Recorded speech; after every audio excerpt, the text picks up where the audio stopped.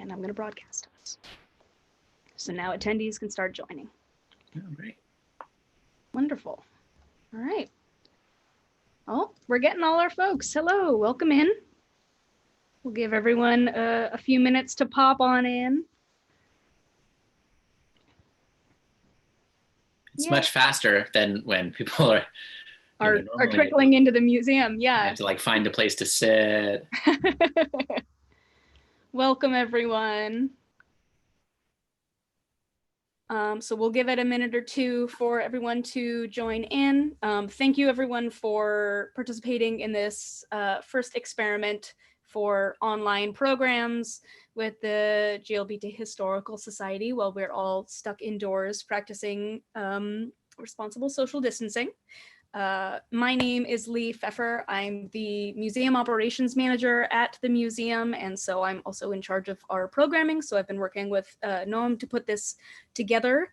What we'll do is once we have a good amount of the people coming in, I'll go over some housekeeping, how you'll be able to send in questions or raise your hand if you'd like to do a question audibly. You can digitally raise your hand and then we can unmute you to ask a question.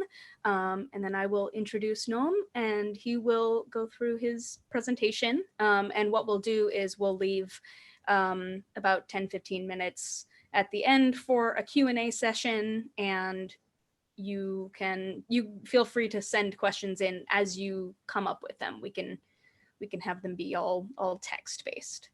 But welcome everyone for participating. I'm glad that we found a good way to be able to do this and be able to spread this program to communities and areas we wouldn't necessarily be able to reach in our museum. So that is fantastic.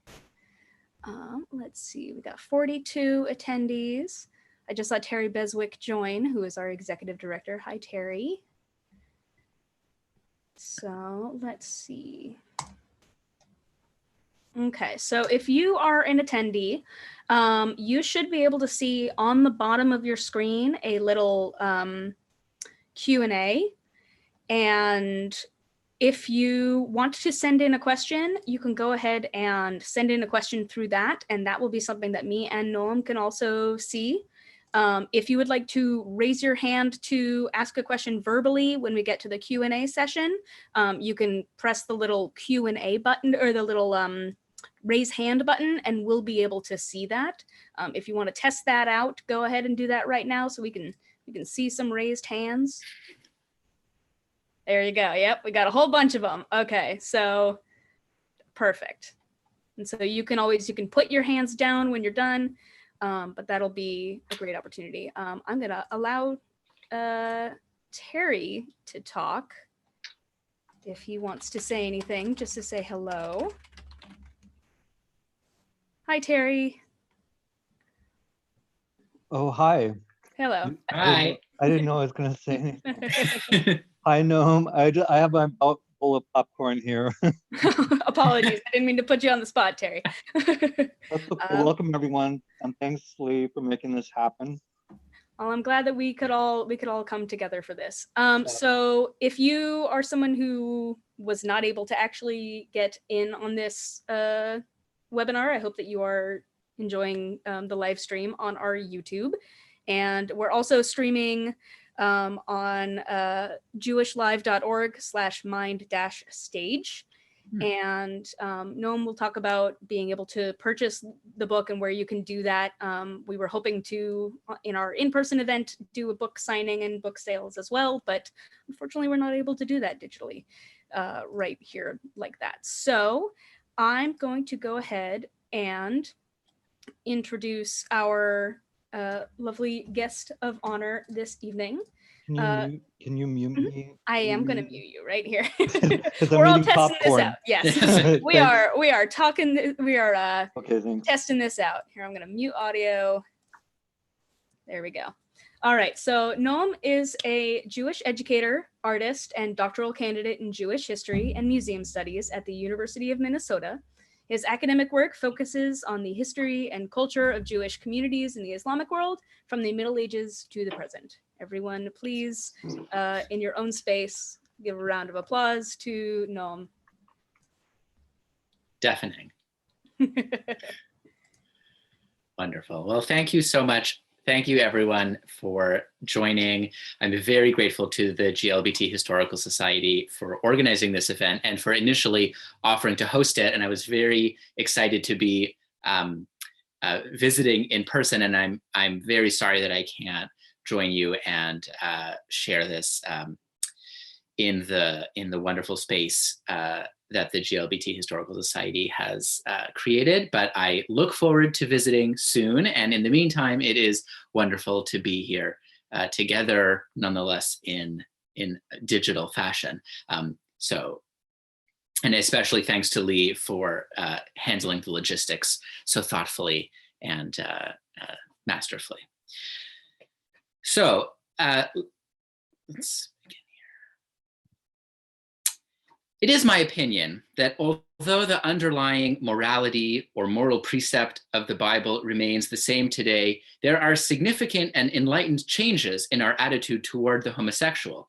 We should treat it as a psychological illness rather than a crime, and whatever solutions or remedies we seek in the treatment and control of the condition of homosexuality should be based on an enlightened moral concern for the individuals caught up in the problem of homosexual behavior. If a rabbi were to say these words from the pulpit today, they would probably face a lawsuit or worse. But in 1961, this was radical stuff. The speaker was Rabbi Alvin Fine from Temple Emmanuel in San Francisco. Some of you may even remember him. And he had agreed to appear on a made-for-television film titled The Rejected, which was the first documentary program on homosexuality to be broadcast on American television. The stance that he outlined in his remarks, which I quoted just now, offering a lenient and welcoming approach to homosexual Jews, was so controversial at the time that it actually prompted an official response from the CCAR, the Central Conference of American Rabbis, which was Rabbi Fine's overseeing denomination of the Reform movement, emphasizing that Rabbi Fine, quote, expressed a personal opinion and in no way did what he say reflect the view of the Reform movement, which has taken no formal steps in that direction and has not made a clear-cut ruling on the issue. Today, of course, the vast majority of Jewish denominations, synagogues, and community institutions explicitly welcome LGBTQ Jews as part of their community. But too often, even still today, the place of LGBTQ Jews inside the Jewish community is portrayed as a novelty or a contemporary add-on to real traditional Judaism. Tonight, I want to explore with you some of the ways in which Jewish history actually yields many rich moments that can provide a sense of belonging, lineage, and futurity for LGBTQ Jews today. The material from this talk comes from my anthology, which I'll show you here on the screen and which I can also show you in person, thanks to my beloved assistant who ran up. I forgot to bring it, and he ran up and brought it for me. So here's the book. A Rainbow Thread, an anthology of queer Jewish texts from the 1st century to 1969, is a collection of primary sources relating to the intersection of Jewish and LGBTQ identity. It contains 120 entries, each one accompanied by a brief introduction, which I wrote, and then a short bibliography for future reading. So you can see what the inside looks like here. And it was published in 2019, just over a year ago, by Print or Craft Press in Philadelphia. I am going to share with you tonight just a small sampling from the project, just maybe 3 or 4% of the texts included in the book. So I hope it's enough to give you a taste of the flavor of the whole project and enough to spark some questions or ideas for future thought and conversation. And unfortunately, as Lee mentioned, we can't sell and sign books in person, but you can order the book online. You see the link. You should see the link at the bottom of your screen. arainbowthread.com will take you directly to the publisher's webpage, and you can order it from the publisher. And the last I heard, books are still shipping, so you should be able to get your copy. So I'm actually going to start not at the beginning of the book, but at the end of the book in the late 1960s, and then rewind all the way back to late antiquity, and then we'll move our way forward through the centuries and hopefully end up back where we started. So a whirlwind tour of 2 millennia of Jewish history. Everyone ready? I'm hoping you said yes. Okay, so just a few years after Rabbi Fein's dramatic pronouncement on the problem of homosexuality on television, we come to 1969, the year in which the Stonewall riots, the police raids on the gay bar in Greenwich Village, which I assume many of you are familiar with, brought a new visibility and urgency to the battle for civil rights for LGBTQ people in the United States. But interestingly, that year is also the date of the first published American rabbinic responsum dealing with homosexuality. So a responsum is a genre of Jewish legal literature that establishes precedent and ritual structure for Jewish life. Interestingly, the topic is not about identity, and it's not about ritual, but it actually is about history. So in 1969, Alvin Fein's senior colleague, Solomon Freehoff, senior rabbi of Temple Rodef Shalom in Pittsburgh, you see him here on the screen, received a question from a synagogue in Florida. And the question is as follows, quote, "A group in the temple is planning a discussion program on the question of homosexuality. What is there in Jewish law on the subject?" And Rabbi Freehoff responds, quote, "One can say in general that it is remarkable how little place the whole question occupies in Judaism. The very paucity of biblical and post-biblical text on the matter speaks well for the normalcy and the purity of the Jewish people." In other words, looking only at one particular thread of textual history within the Jewish tradition, Freehoff could see no presence of the people he considered to be abnormal and impure, and therefore denied them any place in the history of the Jewish people. In some sense, this book project is a belated response to Rabbi Freehoff, a book that I hope might have changed his mind if he had had it on his shelf. Indeed, I have no doubt that staring at his own bookshelf, Rabbi Freehoff saw or didn't see the paucity of sources that he mentioned dealing with the diversity of Jewish sexuality and gender. In other words, it's not his fault. When he looked at his bookshelf, he really didn't see the presence of LGBTQ people. The trap that Freehoff and Rabbi Fein, and many others have fallen into is assuming that the highly selective body of rabbinic law produced by a small scholarly male elite was representative of a totality or even of the majority of the Jewish experience.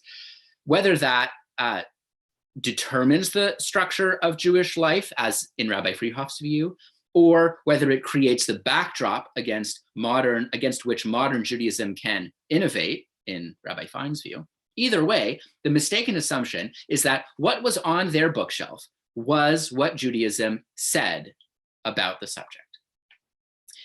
Starting in the early 1970s, Jewish feminist writers and theologians argued that relying solely on the extant Jewish halachic tradition, which was created by men and centered around the male experience and around the patriarchal structure that benefited them, was insufficient to create a Judaism in which people of all genders could be full members. Instead, it became necessary to recover other sources of Jewish knowledge. So this is a project that I want to emphasize from the beginning is indebted to a long legacy, decades now, of scholarship in Jewish feminist thought. So as just one example, Rachel Adler wrote in the early 70s that we must recover, quote, "the abundance of women's experiences and feelings which have been non-data within the tradition until now," and which Jewish women are only now beginning to recognize and name. So recovering these experiences and feelings and texts which have previously been non-data for Freehoff and for Fine, right? They looked at their bookshelf and they didn't have that material. That's what we're trying to do here, bringing new eyes, a new set of eyes with a new set of experiences to uncover new readings of old texts and new insights that had previously been invisible to an earlier generation with a more limited set of voices and experiences, and uncovering and recovering new experiences, new sources of data that in another, if I can quote another scholar in the words of Judith Plaskow, formed a world around and underneath the textual tradition. One more methodological note before we dive into some texts. One of the primary challenges that I have faced in this project is a balancing act between acknowledging, on the one hand, the fragmentary nature of history and recognizing continuity on the other hand. So I work from the perspective that history is not an uninterrupted march towards some universal goal, but messy, contingent, and a complex network of processes, connections, interruptions, and innovations. And one central way that this is expressed is in the question of terminology. To label anyone in the past who, for example, had sex with or expressed erotic desires for someone of the same sex as homosexual or lesbian or bisexual or queer or any other modern label, or similarly to use transgender, genderqueer, non-binary, to speak of someone who lived or wished to live in a gender different than their birth assignment, is on the one hand anachronistic, and it in some ways prevents us from seeing precisely how people in some different place and time thought about sexuality and gender themselves. But on the other hand, we do need to use some form of language to indicate the collective and overlapping communities of people who exist and have existed outside, beyond, across, and between normative boundaries of sexuality and gender. And I believe it is irresponsible to ignore the shared practices, behaviors, and experiences that link these stories to other places and times, and which offer clear resonances to our lives today. So we have to balance between recognizing the shared dimensions of history on the one hand, and making space for a diversity of individuals and identities without trying to homogenize or erase or superimpose what we think we know about the past. So these overlapping multiple resonances, I would argue, do not collapse into a single history, but rather support each other in their infinite variety. And that's why I chose in the title to emphasize that this is an anthology of texts of many different stories and not one singular history. This is not the history singular of LGBTQ Jewish people. Why is thinking about history in this way important anyway, you might ask? To give a personal example, despite coming out as a queer Jew myself just after my bar mitzvah, in a welcoming family and community, I would add, I still felt like my identity was considered an innovation, a novelty. There was no sense that Jews like me had existed before. And throughout my Jewish elementary school, middle school, high school, Jewish summer camp, Jewish karate program, you name it, there was no discussion of queer Jews, past or present, and no engagement with texts that could have presented any possibility for a Jewish identity, especially an adult Jewish identity, beyond cisgender and heterosexual. And when I first encountered examples of these texts that are now in my book a decade ago, I cycled through all of the emotional stages, surprise, anger, excitement, sadness, grief, and gratitude. Why had I never known this? Why hadn't I ever known this? Why hadn't this been taught as part of my Jewish heritage? Hearing the language of the Jewish tradition articulate emotions which were familiar to me from my innermost self filled a part of me that I had barely known was empty.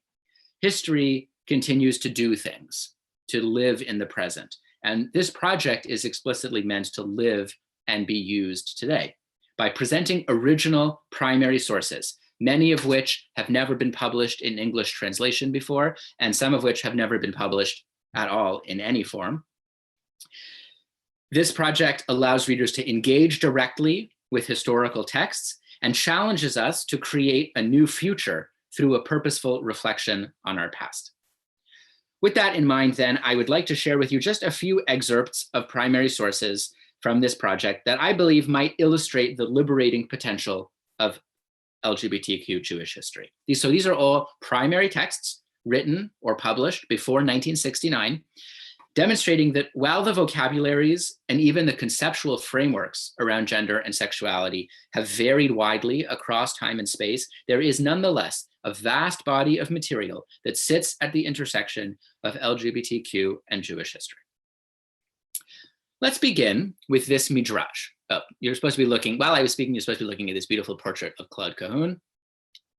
So take a moment to appreciate that. Looking forward and backward, past and future, reflection, inward, outward, all of those complex and multiple layered resonances that I was speaking about, I find to be true in this wonderful photograph. So take a moment. Now, let's begin with this midrash from a work known as Tanchuma Yelamdenu, which is an early midrashic collection, probably compiled and edited in the land of Israel between the 6th and 8th centuries CE, so just about 1500 years ago. This midrash comments on the biblical account of the birth of Jacob and Leah's daughter, Dinah, from the book of Genesis. The rabbis explained that Dinah was originally male, but transformed at Leah's request into a girl. That's it. Actually, I'm starting with the second paragraph that you see on the screen. Leah arose and pleaded with the Holy Blessed One, saying, "This child which is currently in my womb, if it is a male, let it be a female." And immediately the Holy Blessed One heard her prayer and converted the fetus in her womb into a female. Drawing on a passage in Jeremiah where God is compared to a potter who can make and remake vessels at will, so too in this passage, human sex is portrayed as equally malleable. It is not difficult for the Holy Blessed One rabbi says in that top paragraph, to convert females into males and males into females, even at the very moment of birth. So there are a few lines of thought that I would like to draw out from this text. First, we might note that this text affirms the malleability of sex, which we might want to draw on, while part of a larger narrative of emphasizing the superiority and desirability of male children over female ones. The whole reason why Leah wants her child to be changed is because it's more prestigious to give birth to a male child than a female child, and she's worried that her sister hasn't had as many male children as she had. In other words, so there are parts of this that we might want to recover and harvest and affirm things like the divine potential for the malleability of sex on the one hand, while sifting, winnowing, or perhaps even discarding elements which do not serve, such as, for example, the patriarchal structure here, which affirms the male superiority. That's the first line of thought I'd like to point out. The second thing is that this midrash makes two moves simultaneously. It uses creative thinking and wordplay to imagine a diversity of bodily experiences for our biblical, mythic ancestors. That's the first thing. And then it applies that ancestral imagining forward as a framework for our own experience. So it says, in the past, Dinah was transformed from male to female. And then also, therefore, even today, it is possible to live out that same kind of transformation in our own lives, right? The rabbi said, it is not difficult for the Holy Blessed One to convert females into males and males into females at any time. That's true into the present day.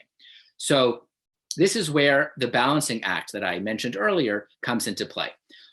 Are the rabbis speaking of the experience of transgender, intersex, and non-binary people as we know today? Certainly not.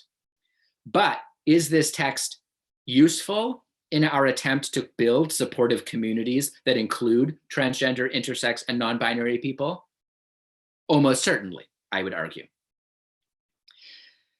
Since it validates some aspect of their experience as part of the lineage of the Jewish tradition. So that's an example of one genre of text that's included in the anthology, which in this case is rabbinic literature. We're going to fast forward a few centuries and move to a completely different type of Jewish text, namely poetry. Here's an example of a poem written in Hebrew in the first half of the 11th century. This text was written by the Granadin poet and politician Shmuel HaNagid. And it's a beautiful poem. I'm going to read it here in Jerome Rothenberg's translation. I'd sell my soul for that fawn of a boy, night walker to the sound of the oud and flute playing, who saw the glass in my hand, said, drink the wine from between my lips. And the moon was a yud, drawn on the cover of dawn in gold ink. The staging of this poem is practically cinematic. It seems that there are two lovers in a garden who are about to kiss as the camera zooms in closer and closer from the garden to the youth, to the glass in his hands, to his lips, and then pivots to the moon in the night sky. And we are left to imagine what then transpired. This poem is special to me because it is the very poem which first planted the seed of this anthology in my head. It was my first year of college. I went to hear Peter Cole lecture about his newly published anthology of medieval Hebrew poetry. And someone had asked him something about what his favorite poem to translate was, or something along those lines. And in his response, he mentioned that one of the genres that he most enjoyed was homoerotic love poetry in Hebrew, like this one by Shmuel HaNagid. And then he proceeded to recite this poem. Ehi chofer le'ofer kam balayel lekol kinor v'ugavim metivim. It's a beautiful, the Hebrew is a really beautiful, beautiful text. But I was so taken by the idea, I couldn't even hear the words that, of the poem. My mind was spinning over the idea that there were medieval Jewish poets, many of whom were already well known to me: Shmuel HaNagid, Yehuda HaLevi, Moshe ibn Ezra, the greatest names, sort of the highlights of medieval Jewish history, which I knew well from my 8th grade Jewish history class, my 11th grade Jewish philosophy class. I knew these names, and yet no one had ever told me that they had also written love songs for other men. And if there was this poem, then there were surely others. And if there were poems, then there must be other kinds of documents. And if only there were one book that had them all in one place. So I ran to the library, didn't find it. And so I started collecting those texts. And 10 years later, here we are.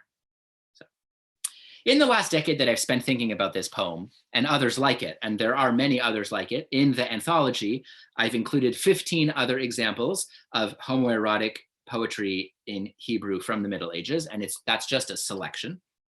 I'm still left with many questions about how to interpret it.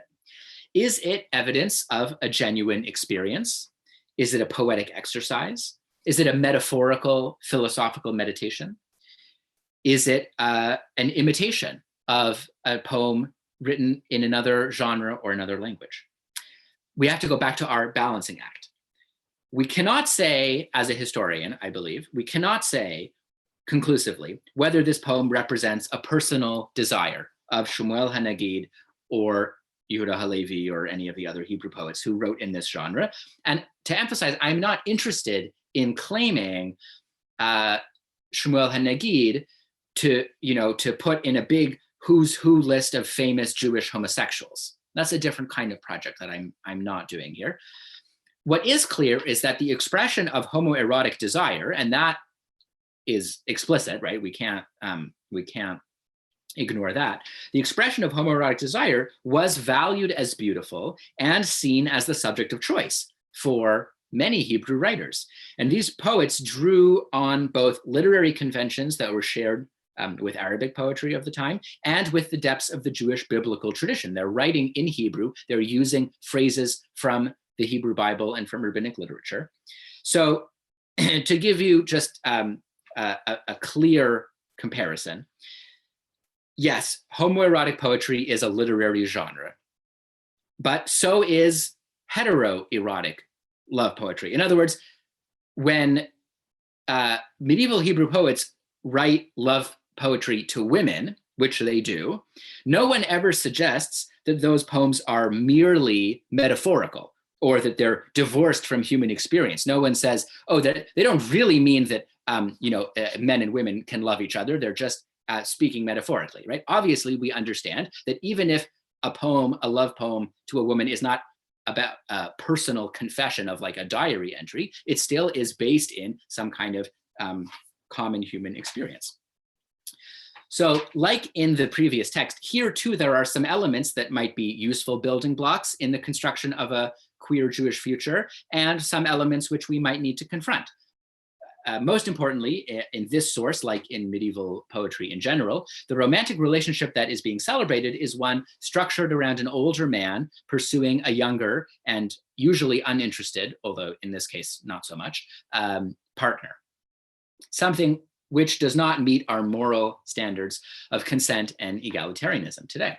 But as a historical document, these poems demonstrate that medieval Jewish writers were comfortable using the language of Jewish tradition, both literally and figuratively, in describing erotic and romantic relationships in both heterosexual and homosexual configurations. If you're curious, like if you're really on the edge of your seat wondering, but were there actual, relationships? I can tell you that in the anthology, I do include a number of documentary sources that show conclusively that there were erotic and sexual relationships that can be documented between Jewish men in this period. And so even if these poems were not expressing a personal desire on the part of the writer or poet, they were describing experiences that could have been known to the poets and are not just imaginary. But you'll have to check out the book for that. In the meantime, I'd like to show you a different kind of documentary text. This is an excerpt from a widely acclaimed Latin textbook of gynecology called On the Universal Treatment of Women's Diseases, De Universa Mulierum Morborum Medicina, written in 1603 by a Portuguese converso physician named Rodrigo de Castro. And I'll just, for those of you who are less familiar with Sephardi and Iberian history, converso in this case refers to someone from a Jewish Iberian family, a Sephardi family, who had converted to Christianity under the influence of the Spanish Inquisition. Remember, they didn't expect it, Spanish Inquisition. They converted to Christianity, but they maintained a knowledge that they were descended from a Jewish family, and in many cases, as indeed in this particular case, returned to Judaism openly when it was possible to do so. So in this excerpt, when we'll get back to that in a moment, but in this excerpt, De Castro is describing how lesbianism, meaning in this case, sexual relationships between women, emerges from physiological deformity in his mind, claiming that an unnaturally large clitoris drives women to pleasure one another. And he supports his case not only by quoting classical authorities, which I've excerpted out, but in the ... part, he quotes a number of Greek and Roman medical authorities. But he also brings in the experience of his colleague, a fellow converso physician, Amatus Lusitanus. So you see there at the bottom, he says, this is what Amatus reports of two Turkish women of Thessaloniki. And his own personal experience, he says, we, meaning I, at Lisbon, have seen women published publicly for a similarly disgusting crime. So this source brings up another set of questions for our balancing act. Not only do we have to decide how and when to claim something as a queer text, we also need to decide how and when to claim something as a Jewish text. Everyone agrees that classical midrash or Hebrew poetry is a Jewish text or part of Jewish history, but not all texts are that easily classified. And in this case, Rodrigo de Castro was born in Lisbon to a Sephardi family who had converted to Christianity under the Inquisition. He was raised as a Christian, studied medicine at a Christian university, but then left Portugal and settled among the Portuguese Jewish community in Hamburg, which was a significant haven for Iberian ex-conversos, meaning Jews who had converted to Christianity who wanted to return to Judaism. And indeed, in Hamburg, he returned openly to Judaism and changed his name to David Nachmias around the same time which he published this book. So maybe we should claim this as a Jewish text. And since I included it in my anthology, I would argue that we should, even if it is written in Latin and contains no explicit Jewish content, unlike some of his other books, actually. I would argue that the personal and communal ties of the author were integral in shaping his life and work, and they offer a critically important and often neglected window into the lived experience of Jewish history. Like the ambiguities of the LGBTQ experience, which, as I emphasized, are not homogeneous or uniform, the Jewishness that is expressed in this project is also neither homogeneous nor stable, nor necessarily congruous with our own understandings of Judaism today. So if I've convinced you that we should read this as a Jewish text, then this offers us a rare insight into one particular understanding of lesbianism in one particular early modern Jewish community. It is interesting to observe that for de Castro, and he is certainly not unique in this respect, there's no distinction between what we would now call or recognize as physiological and hormonal characteristics that we might call sex, right? Behaviors and identities, what we might call gender, and desires and practices, what we might call orientation. For de Castro, women who transgressed gender boundaries were also understood to have deviant sexual practices and deviant bodies, and vice versa. This also reminds us how fragile the history of marginalized groups is and how easily lost. The paucity of records, and we can think back to Rabbi Freehoff, the paucity of texts that relate to alternative expressions of gender and sexuality is not accidental. It is grounded in centuries of erasure and oppression. And this text is in fact a testimony to this. De Castro reports that he has encountered lesbians punished publicly for their crime in Portugal, and his colleagues similarly encountered them in the Ottoman Empire, but no accounts from these women themselves or any women from this context, to my knowledge, survive. If we could ask them, how might they have understood their relationships to other women and to their own bodies? Did they have different ideologies, explanations for their desire and where it emerged?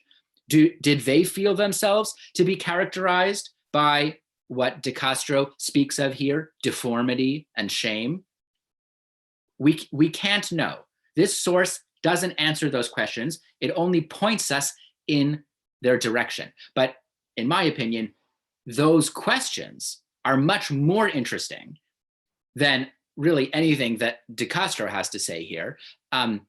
This text actually gestures, hints to us at trying to continue to try and recover what the experience might have been of, for example, a Sephardi Jewish lesbian in the 17th century in Thessalonica or Lisbon. I believe I have time for one last story, which I'm going to share. So we're going to skip over the rest of the 17th century and my personal favorite, the 18th century. There's a lot to say about the 18th century, but we're gonna skip forward. We're gonna go even past the 19th century, where there's really, again, a lot to say, and right into the 20th century.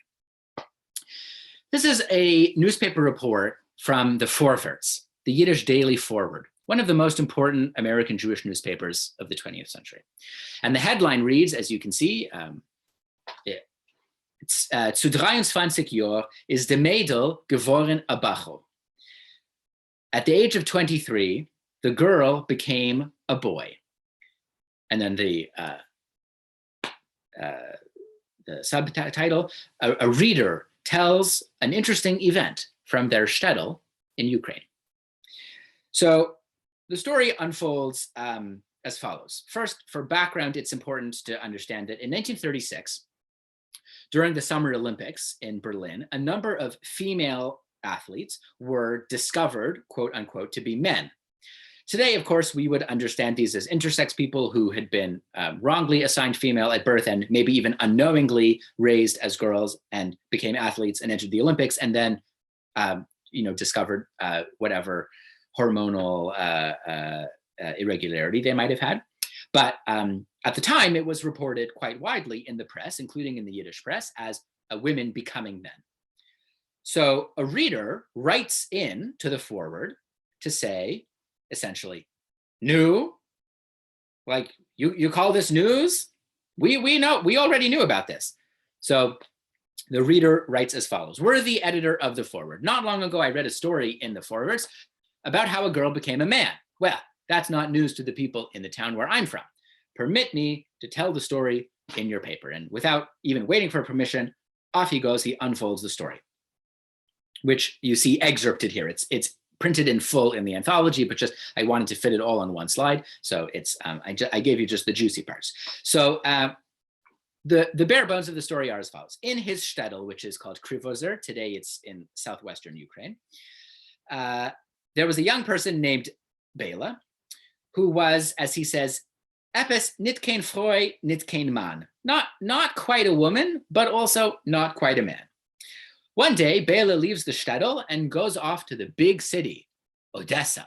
If you're from Krivozer, Odessa really is the big city. Maybe it's got sidewalks, it's got stoplights, it's got everything. And when Bela comes back to the shtetl, he's a man. Now, this is, in itself, an extraordinary story of someone who had the courage and resources to live their truth. But what is even more important, I think, is how this writer remembers it. In the shtetl, he writes, we waited impatiently for Bela's return. And on the day when Bela was to arrive, half the shtetl ran to the bridge to greet her, or better said, to greet him. From then on, in the shtetl, Bela became Beryl, and this is the key, was seamlessly reintegrated into the social and religious life of the shtetl as a man, immediately, without hesitation. He was taught how to pray. He was counted in the minyan at synagogue, married to his old girlfriend, which might raise some eyebrows, right? So we can say later on he got married to his old girlfriend, Rachel die Schwarze, Black Rachel, who was a nice girl. So that might point us to something about the continuities of relationships across gender transition.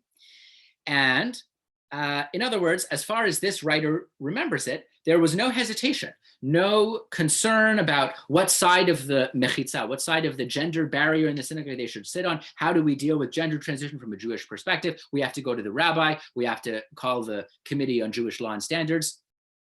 Nope. As far as this writer remembers it, it was completely natural and obvious to support Beryl in their chosen gender. And he concludes, by uns, by us, in our shtetl, Beryl Bela always had a good name as a fine, upstanding Jew. And he signs, you can't quite see it, but he signs his name and address, Yeshaya Kotovsky, 2817 West 32nd Street in Brooklyn. And I have to say that because this story was so captivating from a literary perspective, the narrative, the quality of the storytelling was so good that I thought maybe this is like a draft for Isaac Bashevis Singer's Yentl. Right? Like maybe this is some famous Yiddish writer writing under a pen name. So I looked him up in the census, in the 1935 census. Who was living at 2817 West 32nd Street in Brooklyn? It was, in fact, Mr. Samuel Kotovsky, a greengrocer, 60 years old, from Krivozer, Ukraine. So that doesn't nail down that the story is exactly true as it happened, as it's told in this story, but it does mean that the person who wrote this letter really was a real person, a real reader of the foreword, not a professional writer, although maybe someone with literary aspirations, but by profession, a greengrocer who came from this small shtetl in Ukraine. And this is the story that they remember of an event that happened when they were, before they left the shtetl as a young person, maybe 30 or 40 years earlier. This is important, I think, because we sometimes tell ourselves stories about what life was like in the past, back in the shtetl.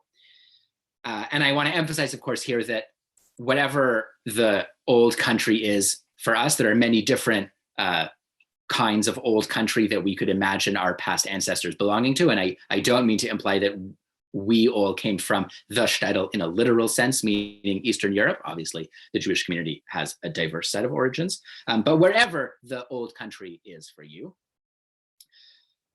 I think we create these images, these pictures that are really not accurate at all.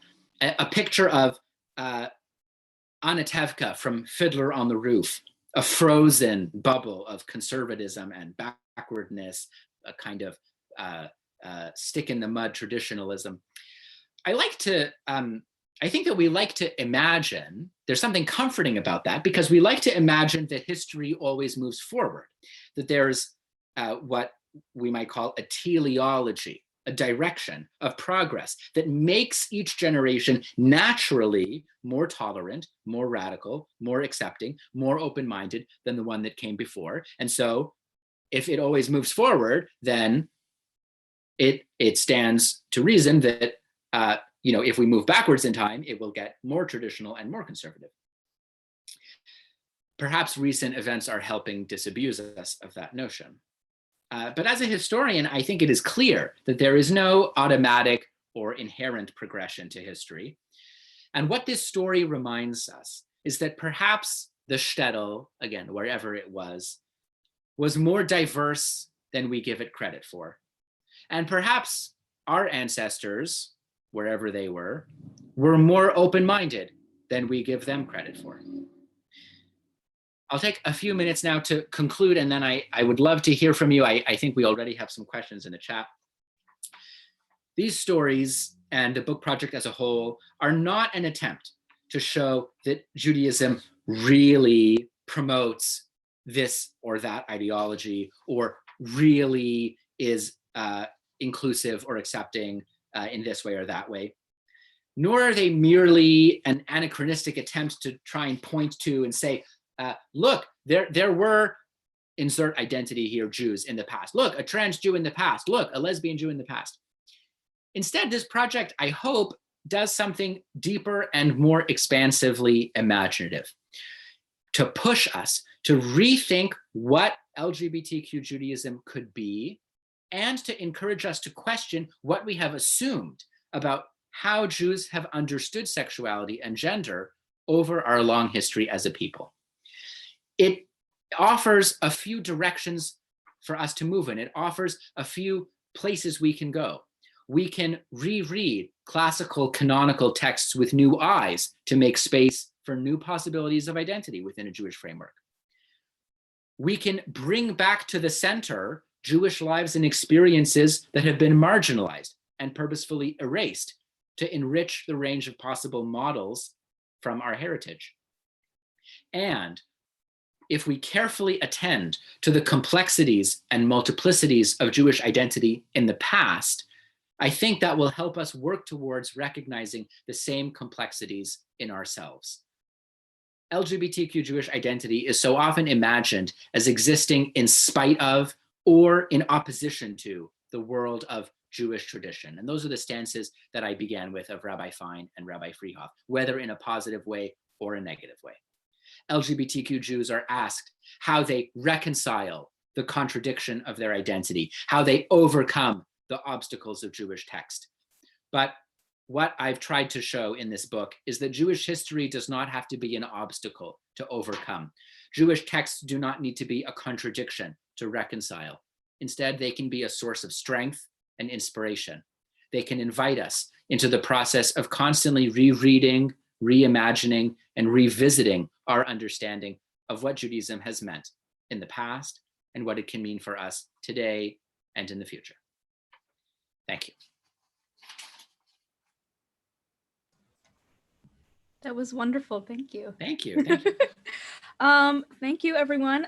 So yes, clap, clap, clap. If you'd like to, put something in the chat. It does feel very lonely. It feels very strange, but yes, if you'd like to show your appreciation, please feel free to put whatever you'd like in the chat. We'll move to the Q&A section. We have a couple of questions that have already been sent in via text, so I can read those out to you, and I'm sure you'd like to answer those audibly as opposed to pointing them out or to typing them out, and then we'll kind of alternate between those and the folks who want to raise their hands, and we'll unmute you and allow you to ask your question. Sure. So the first question that we have comes from Marlena Turtok, which is, thank you for this. I just finished the Netflix show Unorthodox, based loosely on Deborah Feldman's autobiography. It was an interesting door into the ultra-Orthodox Satmar sect. The show also has LGBTQ representation, though I don't know if this was taken from the book or not since I haven't yet read it. I'm curious if you think queerness in Judaism, specifically in more Orthodox realms, will be able to exist moving forward. I grew up in Reformed spaces, and my Jewish summer camp was where I first learned about sexual and gender fluidity. Yeah. Okay. Great question. That it is a great question, and I'll start by saying, to be honest about where I'm coming from, I don't live necessarily in the Orthodox Jewish world. I have many dear friends and colleagues who do. What I've hoped to do is create something that can speak to them, and I know that there are ways in which it is being used. I think there are different kinds of texts, different genres of text that will be seen as having more authority, right? So like a letter from the forward is not going to really hold a lot of weight in an Orthodox or ultra-Orthodox community, especially if they're trying to make decisions about ritual or legal matters. But there are also texts in this book which do carry a kind of mantle of rabbinic authority. And I'll give you one example, which was shared with me by my colleague Abby Stein, who herself grew up in an ultra-Orthodox community. She's actually an extra in Unorthodox. But she introduced me to a text from the 16th century from a Kabbalist named Chaim Vital, who describes how male souls can reincarnate in female bodies and vice versa. And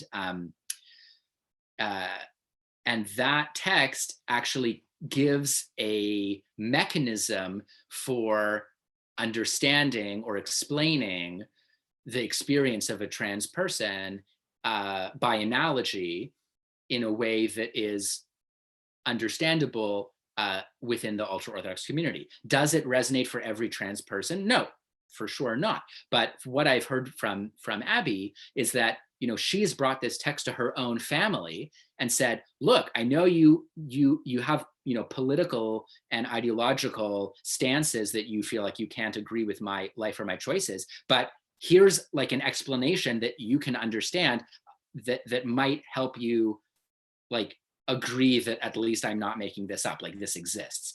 And she said that has really worked. So I'll point you in closing to the organization Eshel, which is a wonderful, wonderful organization run by, again, two of my very dear colleagues, Rabbi Steve Greenberg and Miriam Kabakov, who have for years been educating and working in the Orthodox world to create spaces for LGBTQ Jews and LGBTQ Judaism. And they're continuing to do that work.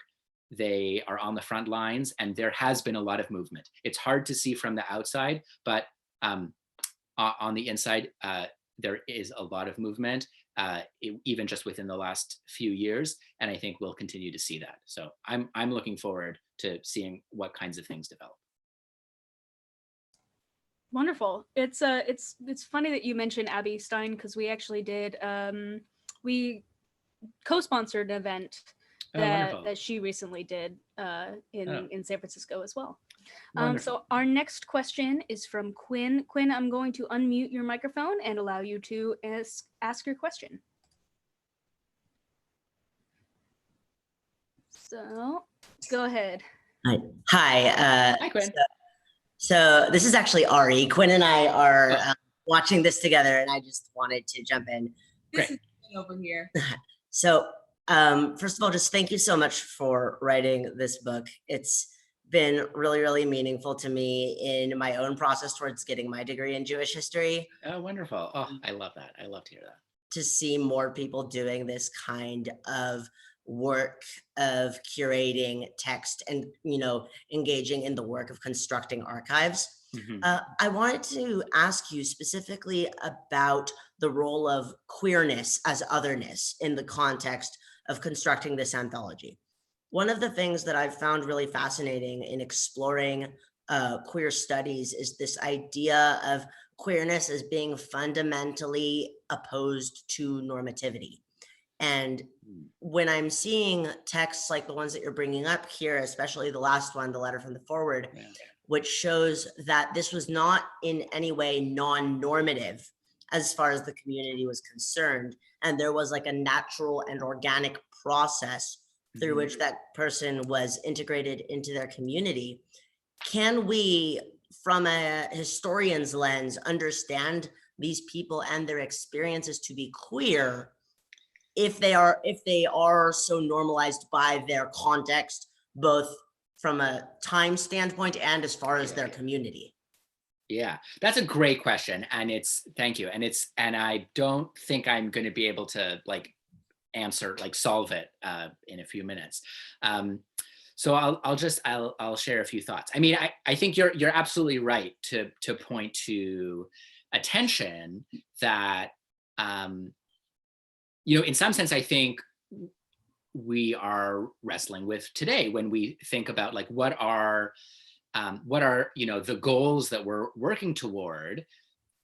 Some voices say, well, what we want LGBTQ people to be totally normalized and integrated into society and not stand out and not be different in any way. And then other voices, maybe even within the same person, might say, wait, but I actually like standing out and I like being different. And that actually is central to how I construct my identity. And I don't want to be assimilated into, a kind of normative society. So I don't have a good way to solve that tension, but I think it's important to pay attention to it.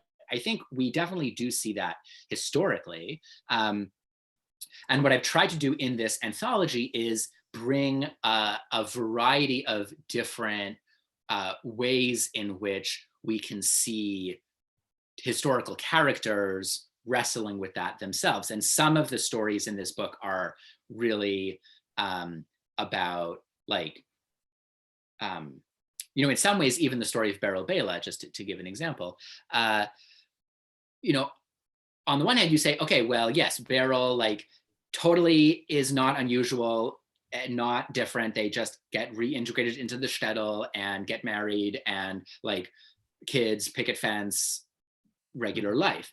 But I'm not sure if we go back and we sort of read it. Can you do that? Oh, maybe not. Okay. If we go back, it's not clear to me that is that's everything that's going on, because first of all, Beryl Bela keeps their name, at least again, as far as this person remembers it, Beryl Bela. So that's already unusual to have a doubly gendered name, a man's name and a woman's name, hyphenated. There's something about that hyphen that keeps the past and the present in conversation with each other. This person says, look, I don't want to divorce myself from my past. Maybe, I'm imagining. And it's also, I think, important to acknowledge that this story, part of the structure of this story is that Beryl Bela has to leave the shtetl, go to Odessa, transition, and then come back. In other words, I don't think this could have happened in the shtetl. They have to sort of leave, Bela has to disappear and then Beryl can reappear. So I think even in this story too, there is a tension between, yes, on the one hand, Beryl Bayless seems to be warmly accepted, but on the other hand, they do still seem to carry a kind of otherness about them. They're still kind of marked as different from the other people in the shtetl who don't have this experience. And I think that tension is really present in almost all of the texts, yeah. And so I think it would be interesting to go through the anthology and kind of pull out, like, in what ways do these texts like affirm and celebrate and value that otherness and that distinctiveness, and in what ways do they speak to and affirm a kind of community affiliation. I think not to get too deeply philosophical about it, but I think that tension outside of the queer framework is true at the heart of Judaism, because on the one hand, Judaism is like a deeply communal, deeply community-oriented tradition. And on the other hand, there's this sense that, like, Jews are kind of different. You know, we are kind of different than everybody else in some way. So I think it's important to pay attention to that. And I'd love to hear what you think. Maybe you can write the next volume and send it to me, and we'll continue the conversation. Thank you so much. Thank you. Thank you. All right. The next question that we have comes from Pam. Did any women write homoerotic love poems, or are all the Hebrew poets that we have from medieval times men? That is a great question. So in terms of medieval poetry, to our knowledge, there are no homoerotic Hebrew poems written by women from the Middle Ages.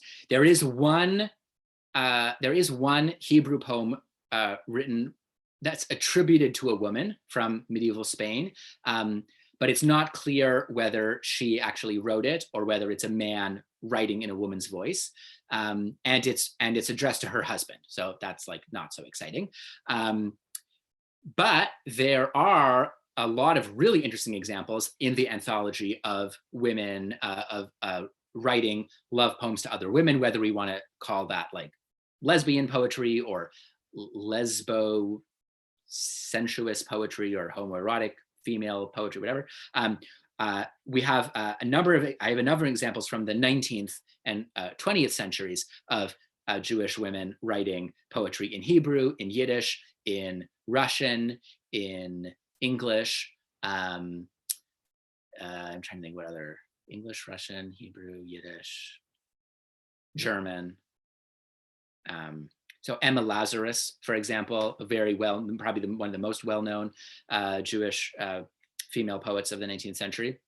She wrote the poem that's on the Statue of Liberty, right? Give me your poor, your tired, your huddled masses, yearning to breathe free. She also wrote love poetry to other women, really beautiful poems addressed to other women, some of which were published, some of which were not published in her lifetime, but which appear in this anthology. So there's so much more work to be done to excavate women's history in Judaism, and especially women's writing in Judaism. I'm sorry to say, as hard as I tried in the anthology project to bring a diversity of voices and a balance of voices, it's not 50-50. I wish it were 50-50, for men and women, and I wish there were equal representation of trans and non-binary and intersex writers writing about their own experience. But I'm confined to primary sources. I'm confined to texts that were written down before 1969. And the nature of the archive is that so many of these people's stories were not preserved, not recorded, or recorded by other people who framed them with their own agendas. And we so rarely have people putting down their lives in their own terms. So I tried to find as many examples as I can, but there are definitely more out there. So all of you people who are listening, there's so much more work to be done, and I look forward to seeing it. All right, next one we've got is from Layla Weiss. What of explicit mention of varied genders and sexualities in core texts such as the Talmud? Isn't the erasure a modern phenomenon? Great question. So and I do have, certainly at the beginning of the book, I do bring some of those classical rabbinic texts. So you are right that classical rabbinic texts from late antiquity speak of a number of gendered or sexed positions, not just male and female. The sort of classic counting is that there are 6, male, female. There's a position called the androgynos, which is someone who has both male and female characteristics. The tumtum, someone who has neither male nor female characteristics. And then the saris and the ailonit, which are sort of mostly male and a little bit feminine, and then mostly female, but a little bit masculine, to put it bluntly and kind of oversimplified. That is true on the one hand. On the other hand, it is important to recognize that those positions are, shall we say, hypothetical legal constructs. They are examples that are created by the rabbis when the rabbis are discussing, for example, laws that are different for men and women. Because part of the nature of the rabbinic process is to leave no stone unturned and to leave no possible scenario unaccounted for, what they say is, well, what if there was someone who was male and female at the same time? What percentage of the tithe would they have to pay? And what if there was someone who was neither male nor female? So they're trying to work out what the boundaries of the legal system are, but they're still actually ultimately subject to a male-female binary. That's really the structure of their thinking. And what's most important to recognize is, again, to my knowledge, at no point in the corpus of classical rabbinic literature is there any example of an actual person using one of those categories as an identity. In other words, there is no character in the Talmud who says, I am an androgynous, or I am a tumtum. We don't have that. We do have that much, much, much later. Like in the 1800s and 1900s, we start to see those categories appear as like things that people can be in the world. But in the classical rabbinic corpus, those terms are kind of left as a theoretical possibility that aren't really actualized. And even when they are actualized, of course, the fact that those categories existed doesn't mean that it's easy for people to claim them, right? The very fact that we don't have examples until the modern period illustrates for me just how difficult it is in a society that is rooted in thinking in a binary of male, female, categories. It's almost impossible for someone to kind of break out of that. And there are examples, and I have examples throughout the book from the Middle Ages and from the early modern period of people who did, it seems to me, try to find a way to live outside of those categories, but at every turn they are faced with the legal structure that tries to pin them down, both within the Jewish community and outside of the Jewish community, that tries to pin them down to like, what exactly are you and how do we understand you? So it's an ongoing process of discovery. So we have 2 questions that sort of ask the same thing, so I'll kind of combine them into one. The book represents such a wide range of genres, times, and languages. Yeah. What was your process in uncovering texts? What a joy it seems like it must have been. Do you imagine there's more out there waiting to be found? Yeah. And then someone else asks, it'd be really interesting to hear more about how you developed your methodology, whether you're more influenced by contemporary academics, any past authors, or personal experience in relationships. Great. Okay. Yeah. So I can lift the curtain a little bit on the work process. First of all, I will say that I have been deeply influenced by a lot of writers, both I'll say within the Jewish world. I've been particularly influenced by a lot of writers of the Jewish feminist movement, and to give credit where credit is sort of originally due, my own mother, I had to be honest, is actually herself a rabbi and pioneering feminist theologian, Rabbi Elise Goldstein. So I grew up in a home that was already kind of geared toward thinking about Judaism in new and creative ways. And then there have been a number of projects in the world of queer studies and LGBTQ history that have brought together rereading historical texts in really new and interesting ways. You know, and there are classic examples.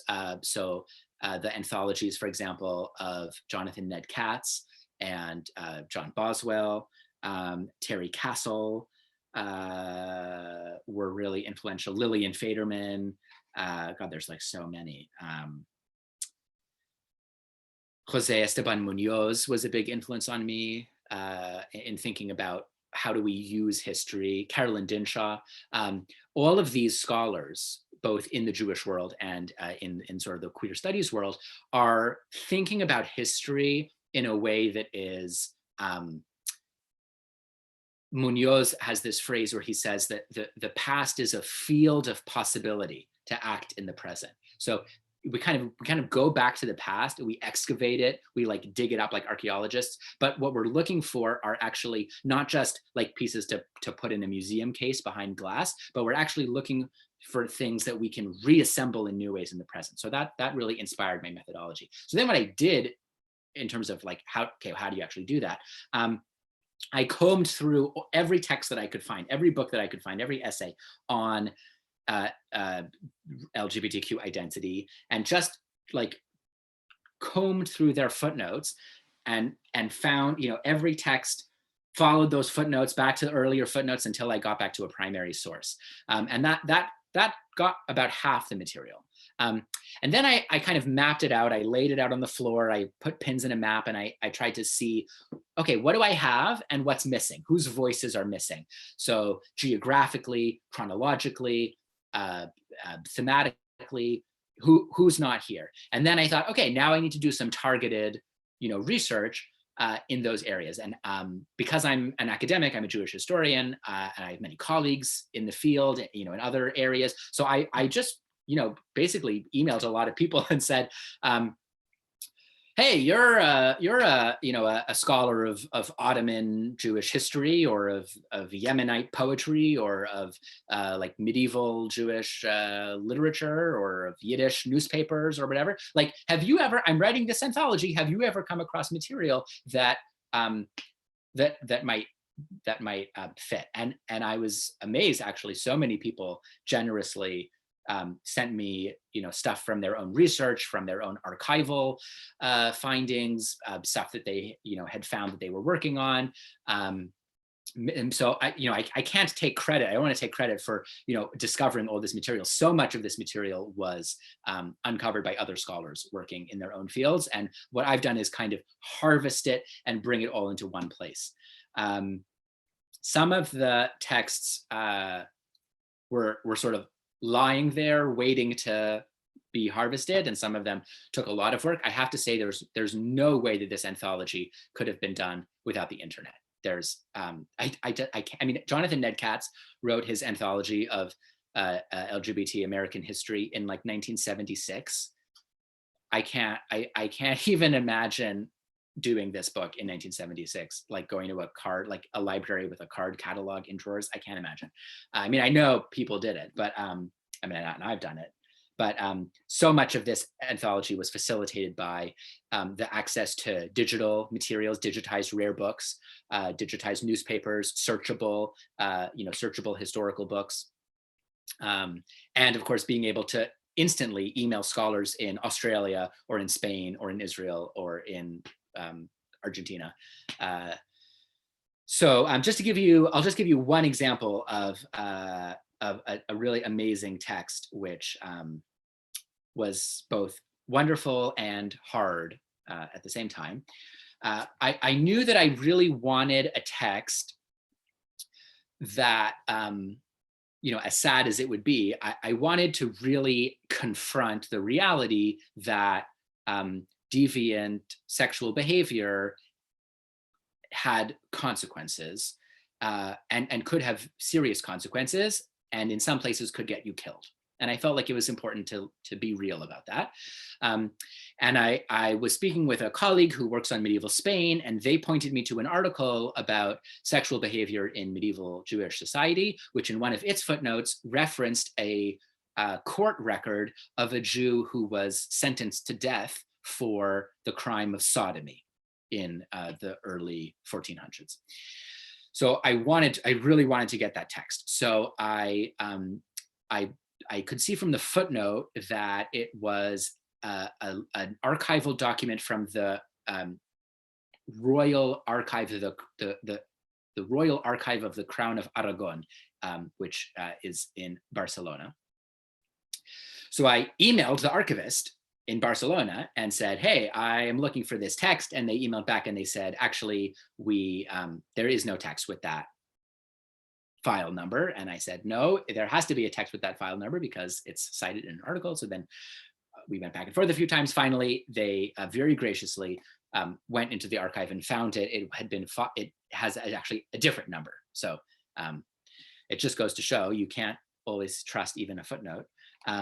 But we found the text, and then they said, well, you can come see it in our reading room anytime. We're open from like 9:30 to 11 and 2:30 to 5 on Wednesdays and Fridays. And they, and I said, I can't come to Barcelona. I'm like a graduate student. I live in the United States. So they said, okay, well, we can digitize it for you. And I said, oh, that would be wonderful. And then it actually turned out to be a whole long process because they took a digital picture of the manuscript, burned those images onto a CD, and then mailed the CD from Spain to Minnesota, where I had to then find a computer with this. My laptop doesn't even have a CD drive. I had to find a CD drive, put the CD, get the images onto my computer. They could have, I don't understand why they couldn't have just emailed me, like attached the picture to an email, but such is the archive. And then of course I had to find someone to translate it. It's written in Catalan, it's written in medieval Catalan. And one of the really wonderful things about this book is that I got a very generous grant from the Hadassah Brandeis Institute, which supports the study of Jewish gender, to pay translators for the book. And I was very grateful for that. And I knew that I wanted to use that money to support members of the LGBTQ Jewish community. So I committed to hiring translators who themselves identified as part of the LGBTQ Jewish world. So, to find a queer Yiddish translator, that's easy, like throw a stick. There's, dozens, Russian, German, even, Arabic, like no problem. But medieval Catalan, where am I going to find a gay Jewish medievalist who is a native speaker of Catalan? And then I thought to myself, wait, I actually know that person. Seemingly randomly, I actually knew someone who fit all of those boxes. And I called him up and I said, you're not going to believe this, but I have a job that only you can do. And he was totally thrilled. And we ended up pulling in a number of other people to collaborate and getting this text translated. So this text has never been published before in translation. And it's never actually been published. The full text has never been published at all. And for years, any scholar who wanted to read it actually couldn't even see it because the footnote even had the wrong file number. So in other words, this person's story has been like totally locked away on a shelf and really not accessible to the general public. And what is so moving to me is, the text basically records that this person was executed, and it's a notarial record of the expenses of their death. So it says, on January 12th, I paid the executioner Alfonso to burn Isaac Salomo, a Jew convicted of the sin of sodomy, 6 sous. I paid Jofrena de Garius for her horse, which carried Isaac to the place where he was burned, 2 sous. I paid so-and-so for the wood. I paid so-and-so for the oil. In other words, the expenses, to burn this person to death. And it's so banal. It's so emotionally challenging to confront the fact that this person was killed. This person's life was taken away for the price of like $36.17. Like they added up nickels and dimes of what this person's life was. That's very hard. It was very hard, to as I was editing, putting this text in the anthology, I thought this is really, it really was very difficult. But it also was so powerful to say, okay, but now this person's name, this person's voice has some presence. They like made a mark that I can remember them. Do I know anything about them other than the fact that they were Jewish, they were from Spain, and they were burnt at the stake for sodomy? That's all I know about them. And yet somehow that's enough for me to feel connected to them, to feel like I am linked to them in some way, and that I now, include them on my kind of big family tree of what it means to be me, what it means to be a queer Jew. I have their name. I can remember them and live in a way that I hope, brings honor to their memory. That's what this project is about. In Jewish terminology, we would call that a tikkun, a repair, a retroactive healing of the world. That's a lot of what the process of putting this book together was like, and it's an incredible honor to be involved in.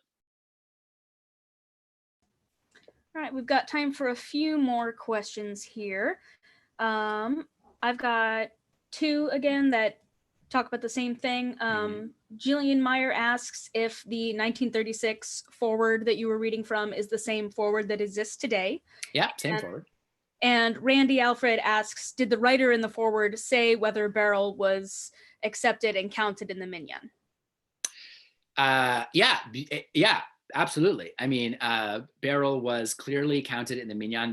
He was taught to daven. He was taught how to pray.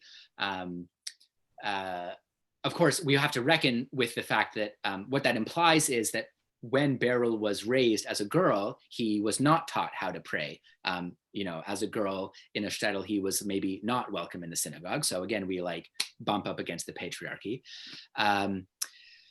But as far as we can tell, the memory of this one writer is that Beryl like had a place in the shtetl that was like totally accepted, even if, as I said earlier, recognized as being somewhat unusual. I do have to give credit to where credit is due. Again, I did not find this. This was found in the archives of the Forward, which is still the newspaper that publishes today, the Forward. So it was found by one of the archivists working, it was found by Dr. Eddie Portnoy, who now works for the YIVO Institute. And this is his translation. He's a Yiddishist, so he found this when he was doing research for his book, which is a wonderful book. You should all read it. It's called Bad Rabbi and Other True Stories from the Yiddish Press, or it's called Bad Rabbi and then something about Yiddish, the Yiddish Press. It's a fascinating book. So he was doing research for this book and he came across this story, and it didn't make it into his book, but he gave us permission to put it in my book, which was very kind. What is true about this story, which is so fascinating, is that there's enough data here actually that someone, and that someone is not me, but someone, a young graduate student who is looking for a thesis project, who is interested in Jewish life in Eastern Europe in the late 19th century and in gender, could dig up more information.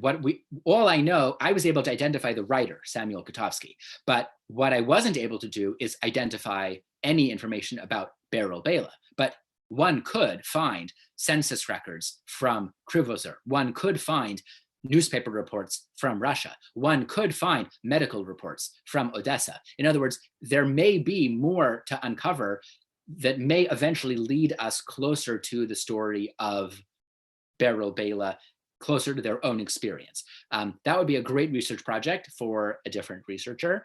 So I look forward to seeing it. And many of these stories, again, many of these stories are just the tip of the iceberg. This is just the beginning of research for many of them, right? If some of them have never been published, never been mentioned in scholarly literature, or only once or twice, this is a great opportunity. And as someone asked earlier, there's so much more out there. There's so much more that I was only able to find,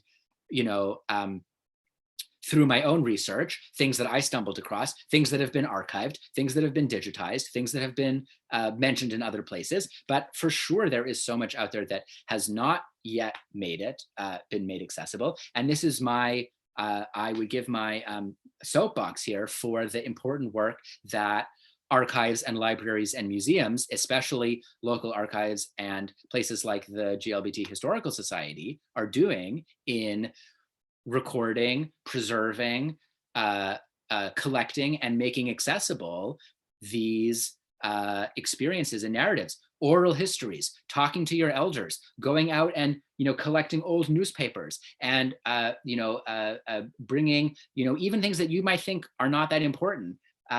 In 50 or 100 or 500 years from now, are really precious records of individual and communal experiences. So support your local library, support your local archive, support your local historical society, and join the work. All right, we have two more questions listed here. One is from Maxwell Greenberg. Oh.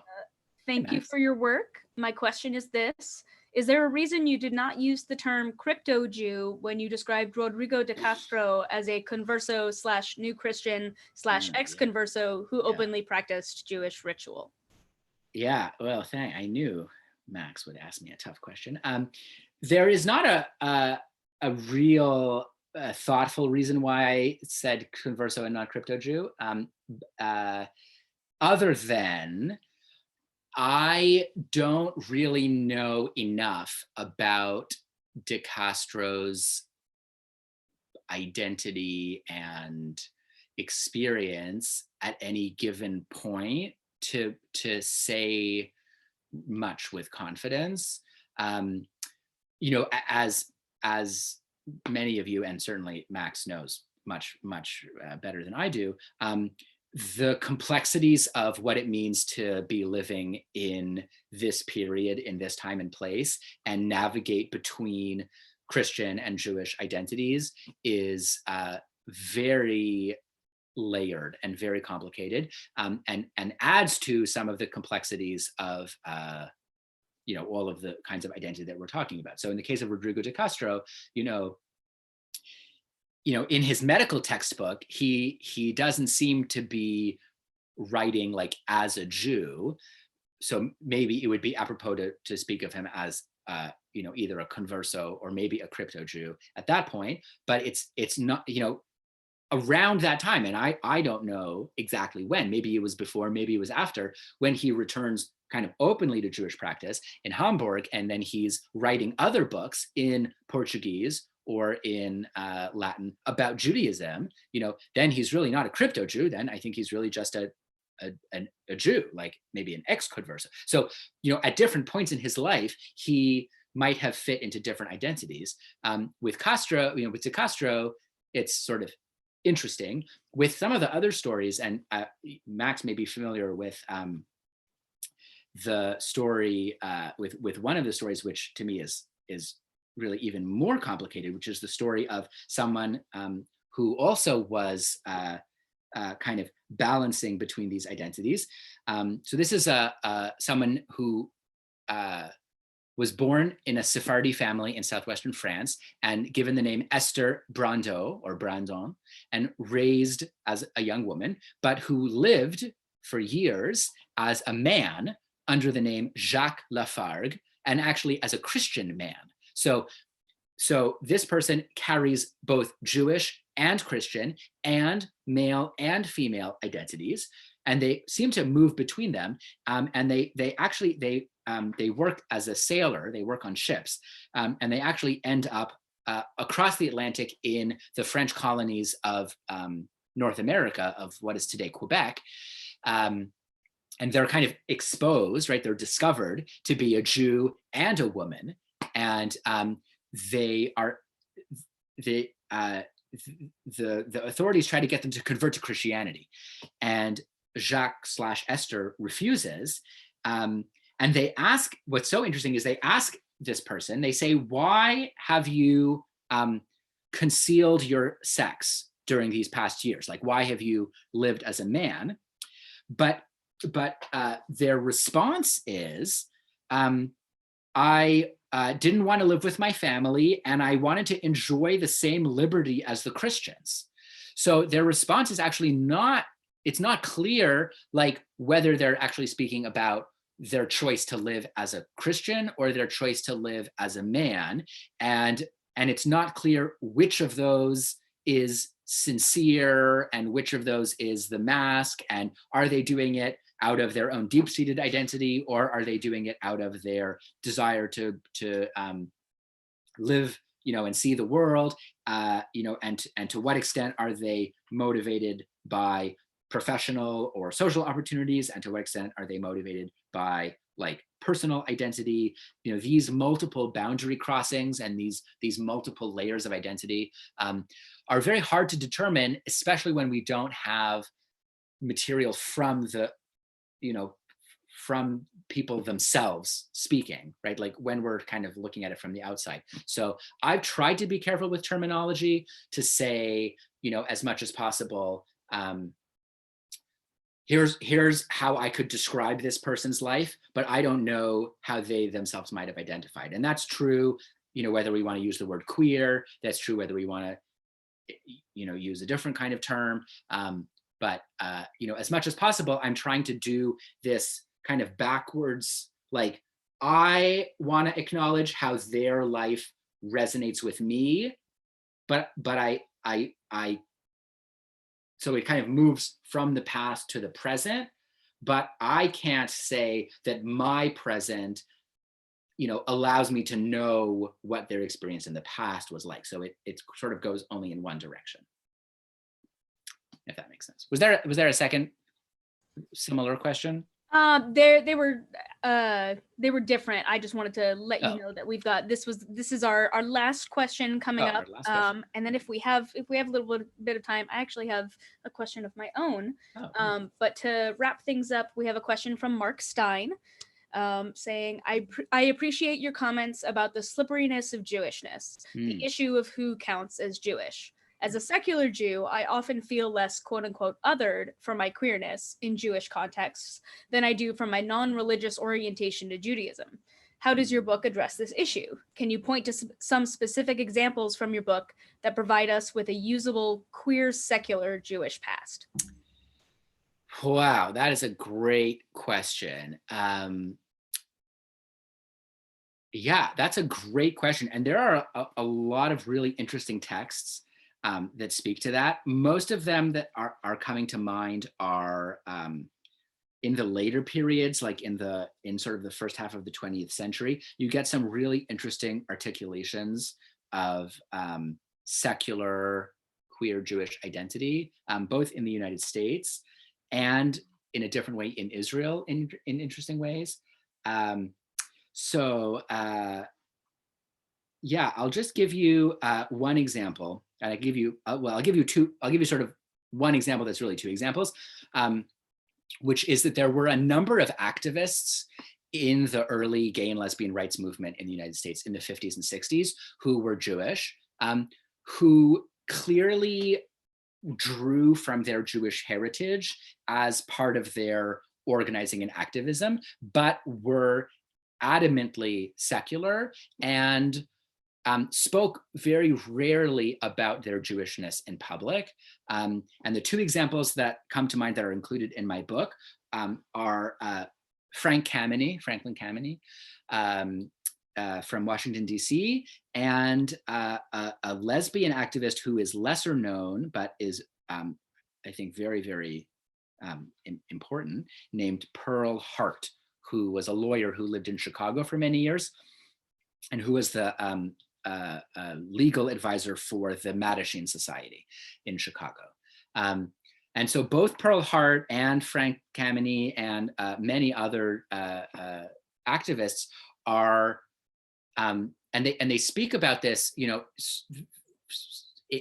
kind of hidden ways. But if you really look through and think through what they're saying and writing, what they're saying is, my Jewish identity is important to me, they're saying.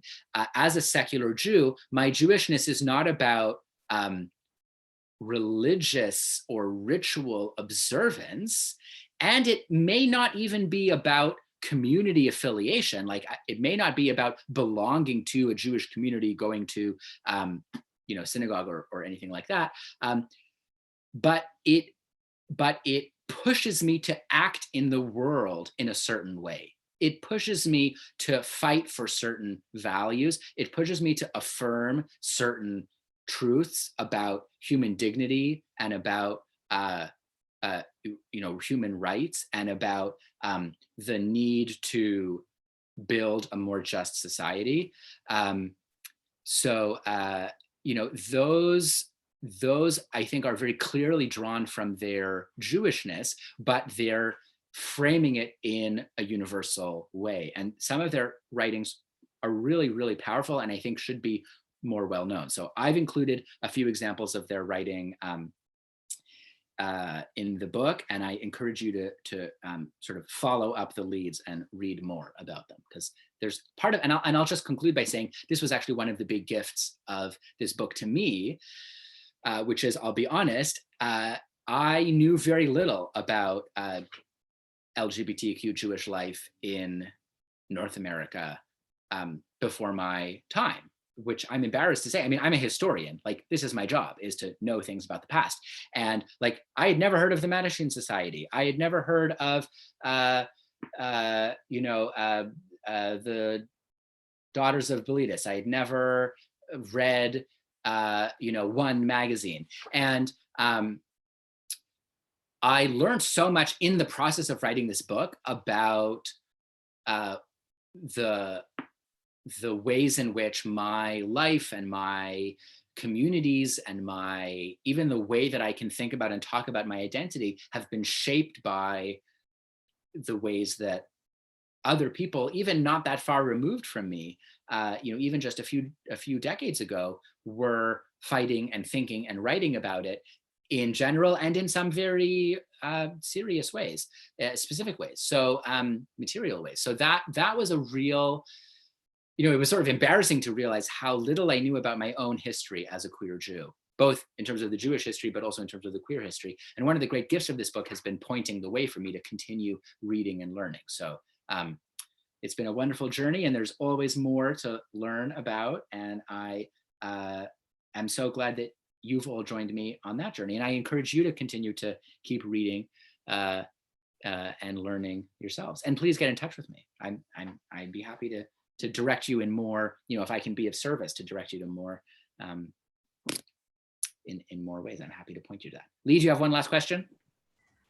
I just had a question really quick, because one of my favorite figures and stories from queer Jewish history is Colonimus ben Colonimus, and I was wondering if your book goes at all into, I'll just use their pronouns, I don't know how they would have identified, and if you want to share a little bit about that, and then we'll wrap things up, unless anybody has any other burning questions. I know that it's late for folks kind of all over. Colonimus ben Colonimus. So Colonimus ben Colonimus was a poet and writer and translator from southern France, from what is today Provence, in the sort of end of the 13th, early 14th century. And they wrote a whole set of different texts, one of which in particular is the text that is sort of most famous. It's a sort of long kind of satire, carnivalesque satire on Jewish society, called Evan Bohan. And it describes parodies of local Jewish scholars and of holidays and Jewish life. And among it, there's this one very long puzzling poem, which seems to be the description of someone who was born male, but who wishes to live as a woman. And it's not clear whether it's Colonimus ben Colonimus speaking, or whether it is a kind of fictional narrator that Colonimus ben Colonimus is like inventing. And it's not clear whether it's meant to be funny or sad or ironic. Is it a parody of male chauvinism? Like, oh, you men think you're so great. Like, but actually I could imagine a man who wants to be a woman. Like, being a woman is better than being a man. And that's what the poem says. You know, it starts off by describing how terrible it is to be a man. And then it says, oh, but, you know, if God had made me instead a woman, how great would that be? And then it goes on to explain all the great ways that they would enjoy their life. So it's not clear to me how to read this. You know, how do we take this text? Because it really is quite it's quite moving. You know, it's quite sincere in its language. It doesn't like, there are other texts that are more obviously parodies, and this one is really very personal. So again, you know, this brings us back to kind of our balancing act in the beginning, which I begin with. So on the one hand, as a historian, I can't say in good conscience, like, yes, Kalonymus Ben Kalonymus was a trans woman. Like, I don't feel comfortable, you know, asserting that kind of solidity. And I don't even know if I would go so far as to say that, like, we can identify the figure of Kalonymus Ben Kalonymus even like analogous to the trans experience, on the one hand. On the other hand, I think it is irresponsible to deny that this text has deep meaning and resonance for trans people, especially, I would imagine, trans women today, who read it and say, hey, that's my experience. Hey, I recognize that. There's something about that that touches me. There's something about that I know from my own life, and it is so important for me to see it reflected in a historical text. So, you know, that is, you know, I think it is really important to make space for that moment of historical identification. So that's kind of what we have to do with all of these texts, and some texts is easier than others, is to balance our desire to say, look, you know, if we could go back in time and interview Kalonymus Ben Kalonymus, that would answer a lot of questions, but we can't do that. And so we have to say, you know, on the one hand, we really can't say what this text meant to this person in the past, but we can say what it means to us today. And so for all of these texts, we can say these texts give us a sense of historical possibility. They give us a sense of belonging to a lineage. They give us a sense of relief that we have a place that exists. I mean, I'm speaking of the Jewish tradition, but I think, you know, it generally could be true of, you know, of any group that says, you know, we have a history that we can claim. There are people who have thought these thoughts and felt these feelings and experienced these experiences. And that, you know, is a way of finding community. There are ways that we can build community kind of horizontally by finding connections to people around us, building, you know, organizations and social networks, and building ways to feel connected to other people around us in the here and now. That's the horizontal. But it also is really essential to build community in the vertical, feeling connected to a past and feeling connected to a future, feeling connected to a past, meaning we have an inheritance, we have a legacy that our ancestors have left for us, and we have a future. We have a responsibility to safeguard that legacy and to pass it on to people in the future. In my opinion, that's what Jewish education is all about, is about working at the intersection of those vertical and horizontal planes to say, we have a responsibility to respond to the past, and we have to be responsible to the future. And I think that is what this book is trying to do.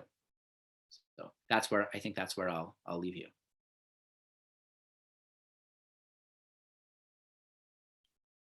Forgot I was muted. I think that's a perfect way to end this. Thank you so much, Noam, for talking with us and for sharing your research. I really encourage everyone to go to arainbowthread.com and purchase the book.